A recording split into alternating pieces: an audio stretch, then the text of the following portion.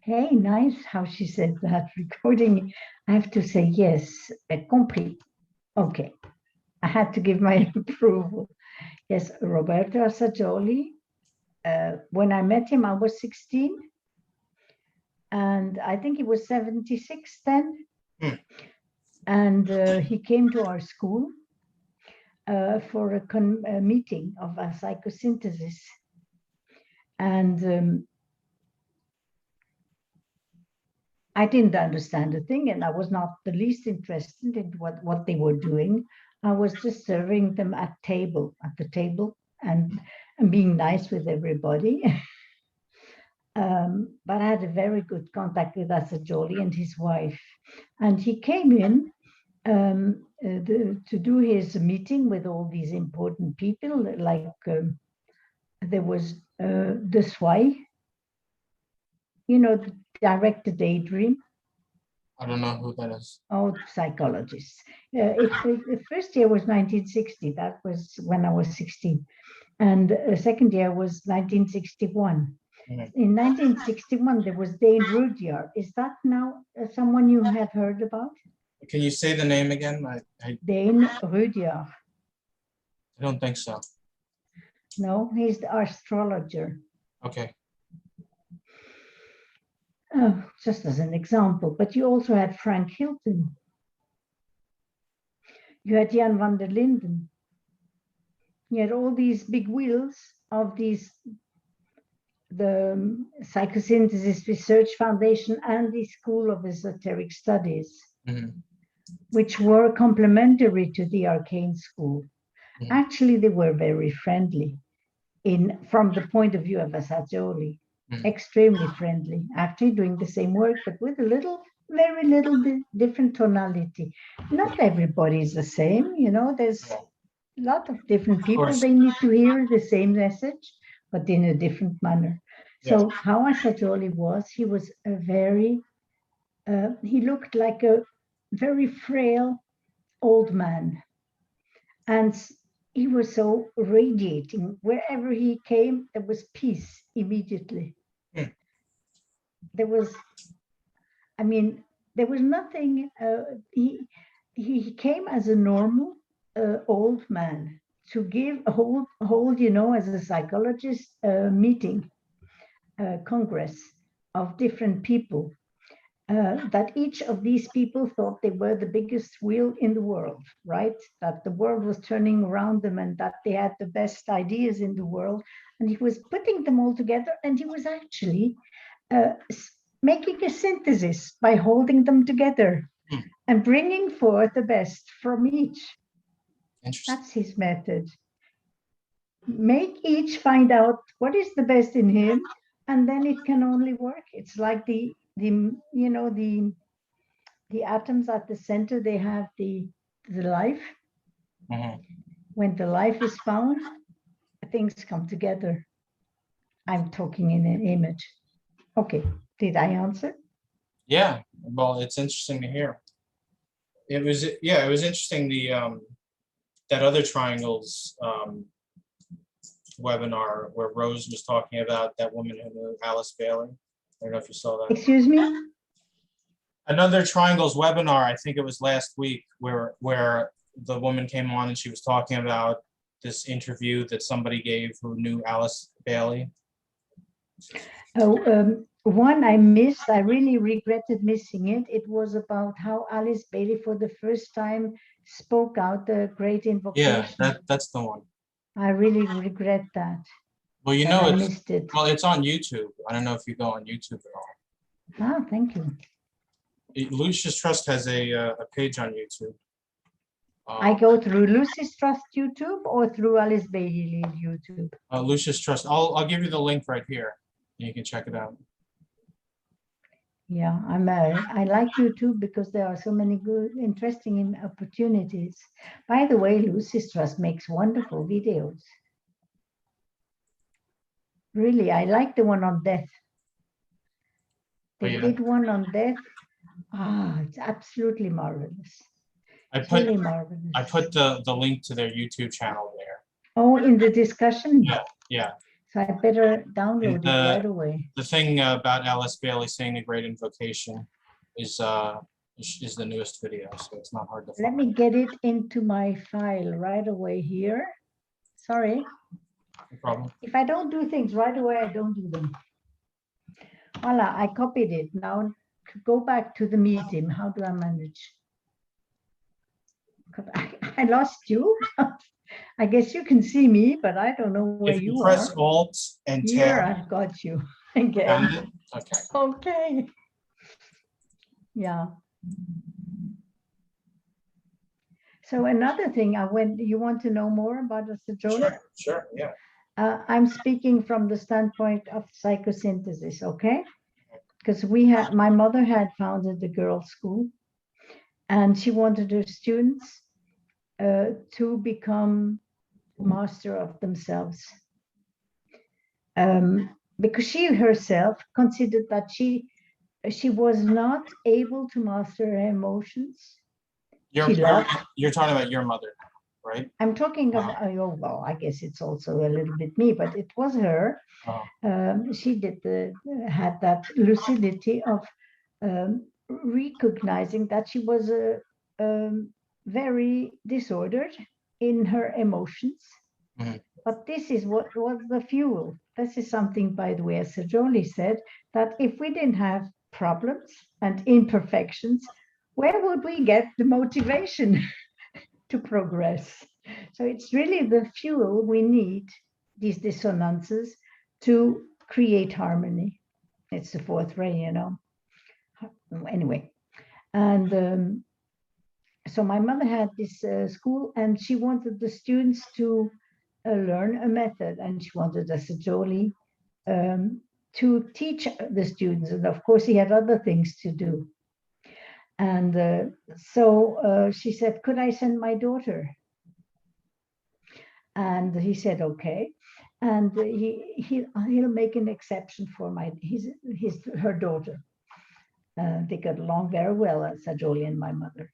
And so I went down and I learned the method, first applied on me because I had such a, I was about 19 then by that time. I had such huge turmoils in myself as every person.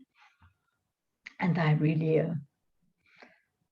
I was the victim and the cause of it also. You see, I was making the mess, the mischief and the rubbish, and I was suffering from it. And I didn't know how to get out of it and how to sort out things. I was not a good girl, to say things, that's the least you can say, but for then. For the standards of today, yes, I was a good girl, a very good girl. But for the standards of then, people were much more strict. So anyway, I learned the method with him, and then he started teaching me so I could teach it to the students. He said, you will learn by teaching. And that's exactly it. So it lasted about 10 years, in the sense that I stayed at his place. He had a guest house, I stayed at his place for 1 month, usually, in a year. And the rest of the time I would teach to the students. And I would learn so much. In the high school, or this was in college now, or what? A finishing school, a language school. One of those, the Swiss schools, international schools. I'm not super familiar with it, but I think I have sort of an idea. Well, it's the place when, let's suppose your daddy is a CEO in Shell, at Shell Company, or working there simply, but at a higher position. And he's stationed from one place to the other in the world. So he wants you as the son, but you'd be a girl in this case, because we had a girls' school, not a boys' school. He would want his daughter to have schooling, American program schooling, that would be following up. So now, I said before finishing school, but there was one part which was the American program at the time of my mother. Later we dropped it, but at the time of my mother, we had the program of the up to the 9th grade. Mhm. But then you see, everything is dependent of the world situation, like how many Americans we would have and which ones, excuse me, depended of the value of the dollar. Mhm. If the dollar was 4 francs for $1, they could afford it to come to an expensive Swiss school. And when the dollar went down, or when the petrol went up, this changed the whole economic power of the people. So the fluctuation also of this, where the students came from, changed. I mean, students came from America, and then they came much more from other countries. So we had to adapt, and we changed our program. At the beginning, we had many Americans, very nice girls, I must say. They were up to the 9th grade. They very lively, full of energy. And but then when the petrol went up, no more Americans came. And then suddenly they came from Brazil. And we had to adapt to the thing. But that's not really important. The important thing is it was a school. There were girls, and they were there either for the finishing program, that is learning a language and getting exams, preparing for them,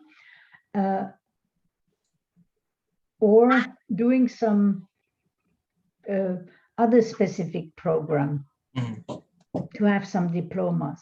You see, it was tailored to their needs. I've got something here. And my mother wanted them to additionally learn to master themselves. She thought it's very nice. You're going to have a nice little diploma in this, and then you'll fall in love with a guy, and you'll be completely dependent of him. And if he's not successful, then you're going to be in the street. What will happen to you? You see? So before falling in love, it's better to make order in their own personality. This she understood. And herself, she didn't want to do all that work for herself, because she was using all her own energy to stimulate the girls, to motivate the students in one direction. So she sent me to do it, and I did the teaching. So what were some of the things you learned from, I guess, would you say, Sorry? what were some of the things you learned in teaching psychosynthesis, or what would you call the method?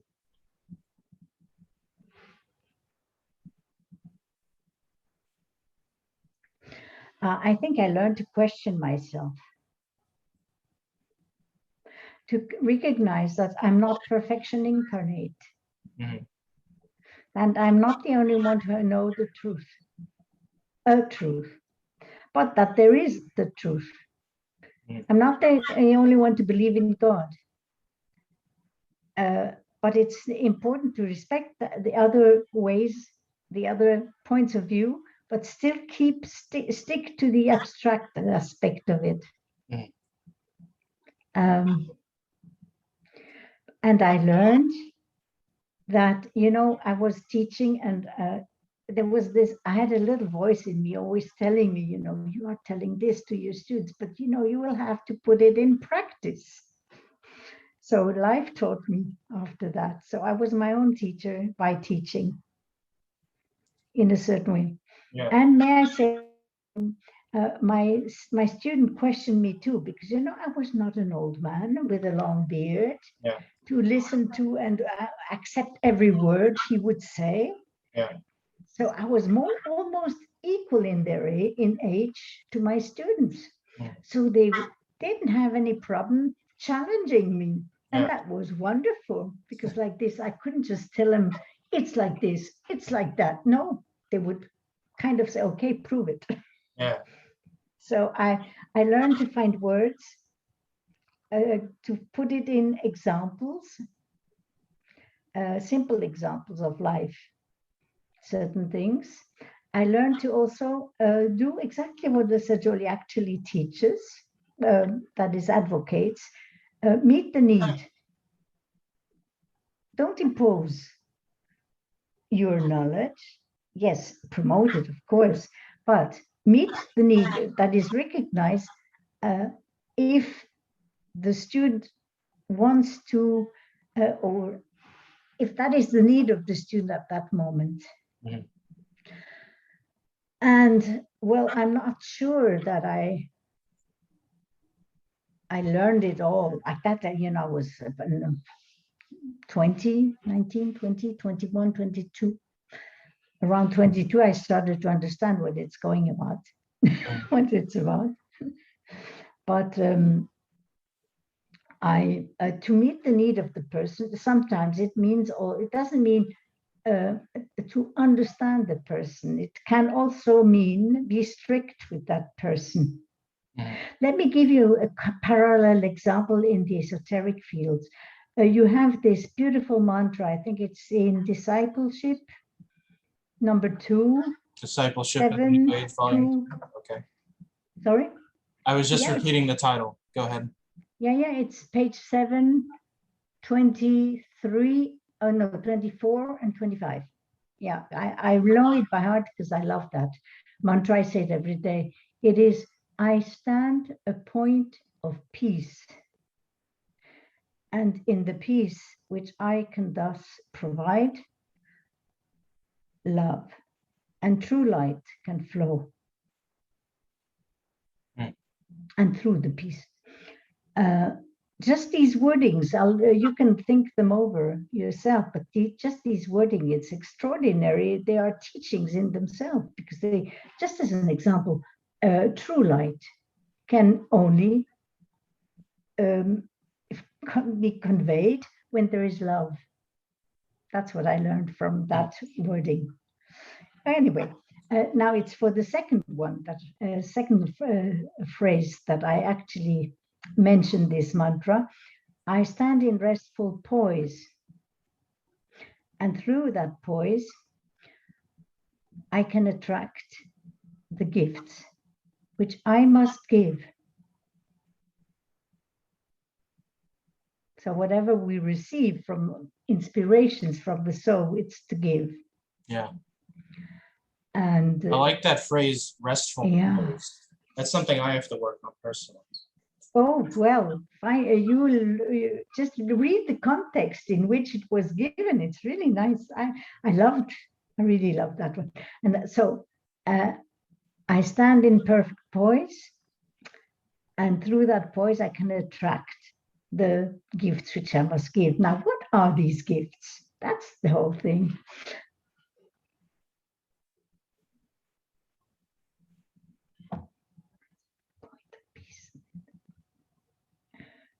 I just lost the exact word.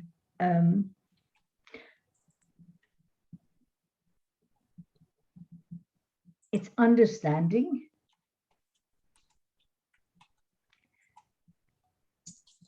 An understanding heart, a quiet mind. Thank you. Yeah, I found the heart. That was the problem. You've got it. Now you say it. Yeah, I stand in restful poise, and through that poise, I can attract the gifts which I must give. An understanding heart, a quiet mind, myself. Voila. So this understanding heart, this is what I was referring to when I was saying to meet the need of the students.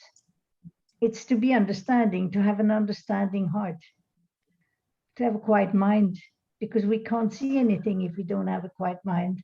Yeah. So my own vision was blurred very often by my own desires, of course. But that's what I learned. You were asking, what did you learn? I learned my own limitations, and it's good to learn that. And then myself was more a problem. It was more a problem. The word myself. Mm-hmm. Oh yeah. How can I give myself if I don't possess myself? If I don't recognize that I am a self? Yeah. And then it's not that I give myself, but it's that by becoming the self and conscious of the self, then I participate in the chain. Yeah. Antakarana, if you want.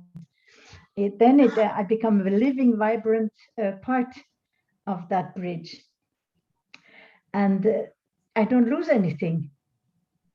I gain everything by giving myself. You see, it's so how do you say? The word is relativity in French. Connectivity. Relativity. You know, Einstein, he did it's the relative. law of relativity, and he also said if people don't learn the psychological part of that law, how can they cope with all that technology? Yeah, he was well in advance of his time. Voila. So I told you what I learned, what I started to learn. Well, how do you like this mantra? The rest of it? It was interesting. I hadn't come across it myself. Or maybe I'll read the full passage there. Read me the rest, please. You have a good voice. You have a wonderful voice, actually. Well, thank you. Every morning at noon and each night before retiring to sleep, align yourself with your soul, with the ashram, and with me, and say very quietly, with no tension, quote, I stand a point of peace, and through the point, which I can thus provide, love and true light can flow. I stand in restful poise, and through that poise, I can attract the gifts which I must give, an understanding heart, a quiet mind, myself.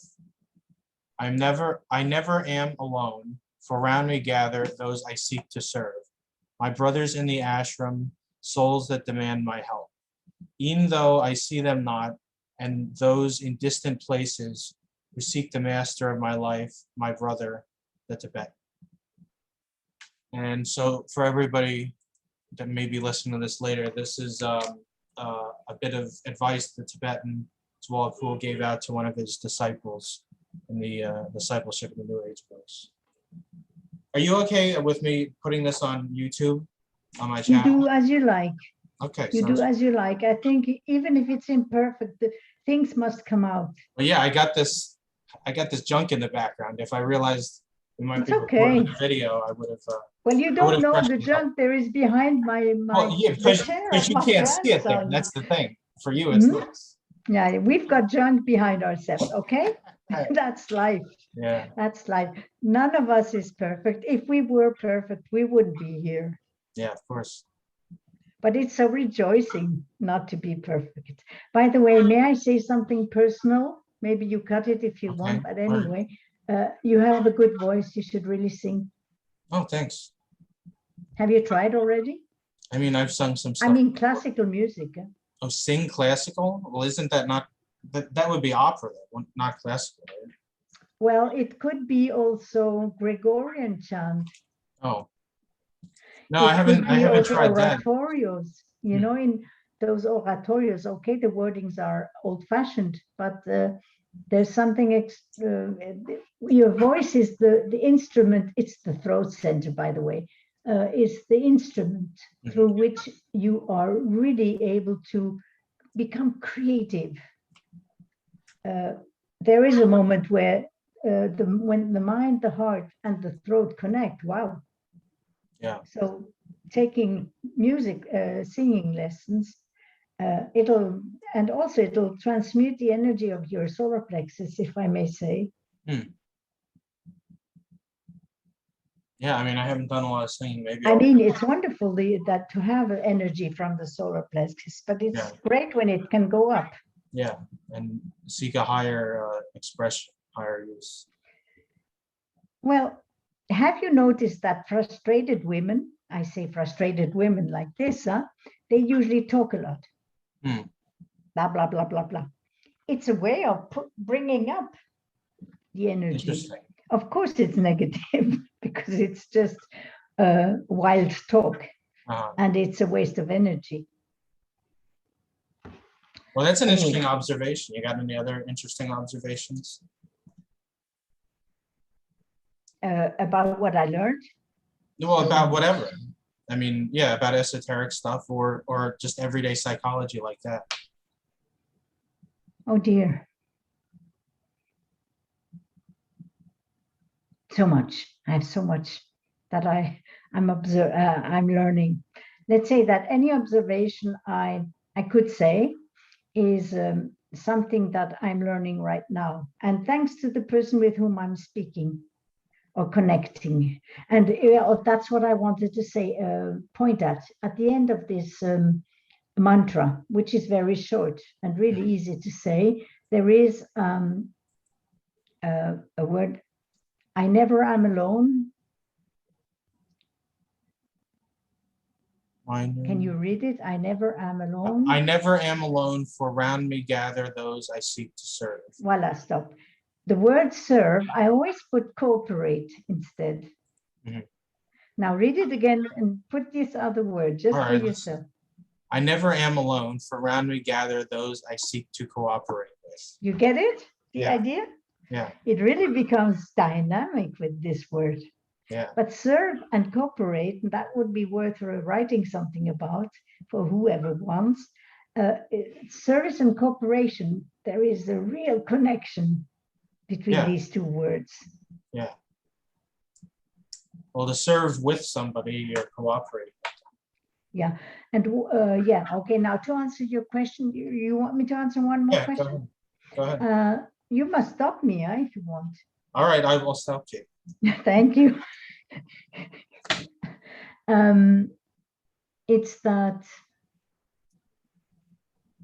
of course, when I learned with Assagioli, Photosynthesis, he explicitly asked me to stick to facts and to the psychological part, because human beings, and first of all myself, really me, I was 19 then, need to learn to make order in their house, and then they can relay the light of the soul.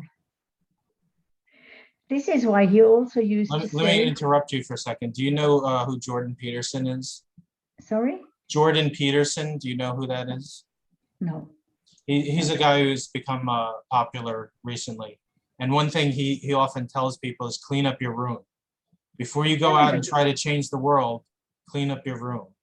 Mm-hmm. So that expression has caught on recently. So it's very similar to what you were saying. Actually, this is maybe the most, thank you for pointing at this, because this is maybe one of the most important things Assagioli told me, is that he never invented anything new. He just brought, as I actually hinted at the beginning, brought to the fore and put in evidence the things that are of value, that are worth. And that once understood, they can kind of help the person to evolve herself. So when he said this cleaning our own, that is making harmony in our subpersonalities and all this, it's something that other people said before him. And he recognized it, that he has not invented the concept. Just like as an example, if you have read his book, The Act of Will, which I really, it's worth it. You'd love it. There are the psychological laws. Everybody thinks, oh, it's the laws of Assagioli. No, it's not. And he told me explicitly, because even me, when I taught them to my students, I put them nicely, you know, on my letterhead. Dr. Assagioli's laws are psychological laws. And I said to Assagioli and said, look, doctor, I did this with my students. He said, oh, that's very nice. But you know, I didn't invent those. They are just the result of observation of psychodynamics. And other people before him, like it was Théodule Ribot, a long time ago, a psychologist, always said it before him. And he said Baudouin also, Charles Baudouin, which is a psychologist, he called them the laws of suggestion. These laws are important, but this again, it was just to illustrate, because it's a whole subject on itself, these laws. But this was just to illustrate that he honestly always said, it's not his. His job is just to help people understand what there is to understand. And so he will find in every culture, from the past, from the present, not just as you did now, of the, the modern people, examples, illustrations of those important things that everyone should know and understand, so that they can take their own life in their hand. Mm-hmm. So the whole point was that this psychosynthesis, and that's what he told me to understand myself, is to be matter of fact, stick to the things that are practical, be simple, which is for me very difficult, because like this, I could then really help people to stand on their feet and think for themselves instead of being parrots. And that's what is needed, people who think, but who are able to master their emotions. Yeah. These won't be led by the nose, That's an expression in French. It's an expression in English too, actually. Really? Yeah. Yeah, it's symbolic, by the way. And it's important that people become their own master. Why? Because by becoming their own master, they are the master of the soul. Because it's the soul that is the true master. Because if they become their own master, well, they will stop running around other masters outside. Yeah. Which, if they do it, okay, don't worry. Then they'll be, like you were saying earlier, they'll be truly attractive and not distractive. Yeah, well, but they will be first distracted, then re-attracted. Yeah.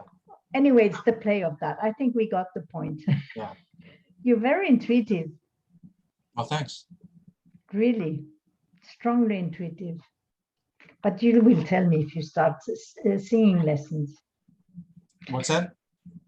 You will tell me when you start singing lessons. Oh, singing lessons. Taking. Well, I don't know. We'll see. When you brush your teeth, start with brushing when you brush your teeth. And in the shower, if I may say. Well, I don't know. I'm open. I'm joking. If I feel the calling, maybe I will. But things, things like this must be fun. Yeah. Because that is also one of the basic lessons. It's to learn by playing, by enjoying it. We don't learn by suffering. Well, sometimes. No, not really. Not really. We become bitter. And not, well, that's true, but you can also learn. And worse. I mean, like you were saying before, I don't know if we recorded that part, but where you're talking about, getting frustrated, and the frustration leads you to want to. We have not recorded that, no. But frustration is that which makes us do. I can't remember what I said exactly. Well, it gives you a motivation to work on something or to overcome something. At least it could. If we are frustrated, we're going to be. We can be led by the nose. We can be manipulated. That's the problem. Yeah, actually, that's what I meant. Yeah. If you, Assagioli, there would be so much to say about him. Well, if you got any more to say, I'm all ears. Can we do it another time? Sure. If you feel like it. Yeah, that's where he was good at the timing, not too much at the time. Yeah, okay, that sounds good. So we'll end the recording here, and I hope everybody enjoyed this conversation with Isabelle Küng. Is that how you pronounce your name? Yeah, well, my name then, I was Isabelle Küng, but then my name was Isabelle Fayeta also in Bagdasarians. But it's okay, Küng. Okay. Küng. Is there a website or anything you want to promote? Okay. I don't want to promote anything, actually. There's nothing to promote, but encourage ourselves to do the work. There was one thing that I did miss, excuse me, I needed to say that. He told me to be matter of fact, okay? Mm-hmm. And stick to really scientific things. So on that line, I think we really are on the same line, and he would be on your line, absolutely. But at the same time, he gave me all the books of Alice Bailey to read. He said, okay, you get you these books and read them all. And also those of Agni Yoga. Oh, Agni Yoga. Yes, Elena yes. Rose. But he said, read them at your leisure and at your point. And he got me to get all the his formulation of the teaching of the laws of print and the principles of the kingdom of God. That was later. He had formulated, a course of the laws and principle of the kingdom of God. That we can speak about another time. Okay. Because that is esoteric. So you see, he had two levels. He had the very matter of fact, which was the safety. Yeah. And he had the spiritual. But how can you have a matter of fact approach if you don't have a spiritual first? You see? So he really was putting in practice what he was teaching, to have a view from above and manifest it through the person. Nice. Well, on that note, thank you for talking to me. And I guess it turned into a video instead of just a conversation along the way. So thanks everybody for tuning in, and make sure to like, comment, share, subscribe. Till next time. Oh dear. Bye-bye, dear Josh. We write to each other? Yeah, sure.